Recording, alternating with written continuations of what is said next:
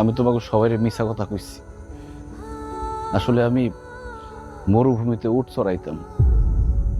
জানো পারুল, মরুভূমিতে এত গরম, কোনো সুস্থ স্বাভাবিক মানুষের পক্ষে 1 মিনিট দাঁড়ায় থাকা সম্ভব না।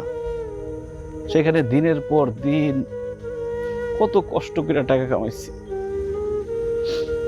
পানি খাওয়ার জায়গা থাকতো না, মাঝে মধ্যে মনে হইতো জানটা বাইর হয়ে যাইব। অনেক দূরে যাইতে হইতো পানি খাইতে। বেশি দূরে চলে গেলে মাঝে মধ্যে ফিরতে ফিরতে রাত হয়ে যাইতো, বালির মধ্যে ঘুমায় থাকা লাগতো।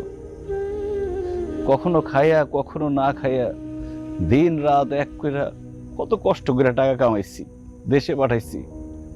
অথচ আমার আব্বা আমারে কইলো আমি নাকি বিদেশে গিয়ে ঘোড়ার ঘাস কাটছি। আপনি এত কষ্ট করে টাকা ইনকাম করছেন, বাড়িতে এসে টাকা এরকম নষ্ট করলেন কেন?